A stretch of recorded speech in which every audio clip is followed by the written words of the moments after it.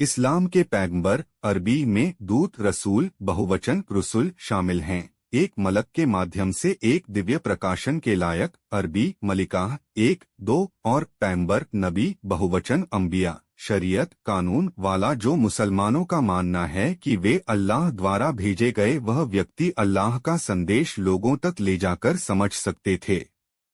एक तीन इस्लामी पैगंबरों का ज्ञान इस्लामिक विश्वास के 6 लेखों में से एक है और विशेष रूप से कुरान में उल्लेख किया गया है। 4 इस्लाम के अनुसार अल्लाह ने ज़मीन पर मनुष्य के मार्गदर्शन के लिए समय समय पर किसी विशेष को अपना नबी बनाया। यह दूत भी मनुष्य जाति में से ही होते थे और लोगों को अल्लाह की ओर बुलाते थे। इन व्यक्तियों को इस्लाम में नबी कहते हैं। जिन नबियों को अल्लाह ने स्वयं किताब प्रदान की उन्हें रसूल कहते हैं। नबी एक वचन, अनबिया बहुवचन, प्रेषित मुतनबे करने वाले यानी लोगों को अल्लाह की तरफ बुलाने वाले।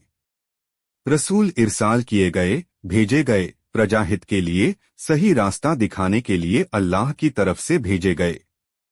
पैगंबर पैगाम लेकर आए हुए अल्लाह का इमाम, लोगों की रहनुमाई करने वाले। मुसलमानों का मानना है कि पहला नबी ही पहला इंसान था, आदम अलैहिस्सलाम अल्लाह द्वारा निर्मित। यहूदियों में 48 नबियों का जिक्र है। ईसाई धर्म के कई नबियों का जिक्र कुरान में किया गया है क्योंकि ईसा भी नबियों की परंपरा में से एक थे।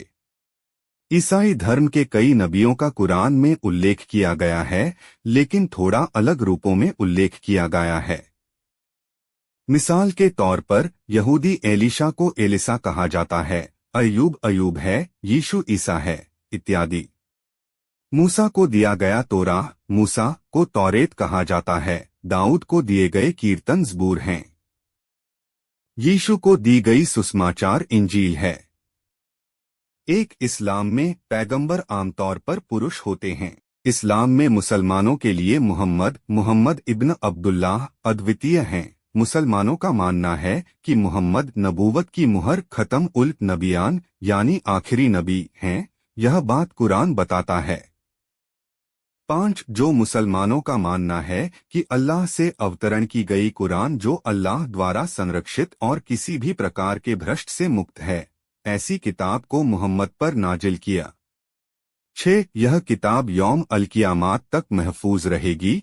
7 मुसलमानों का मानना है कि मुहम्मद आखिरी नबी हैं, हालांकि मुहम्मद के बाद नबी नहीं मगर खलीफा, इमाम, औलिया होंगे। 8 मुस्लिम विश्वास में इस्लाम के हर नबी ने एक ही मुख्य इस्लामी मान्यताओं अल्लाह की एकता, अल्लाह की इबादत, मूर्ति पूजा और पाप से बचने और महशर के दिन या न्याय के दिन और मृत्यु के बाद जीवन का विश्वास किया।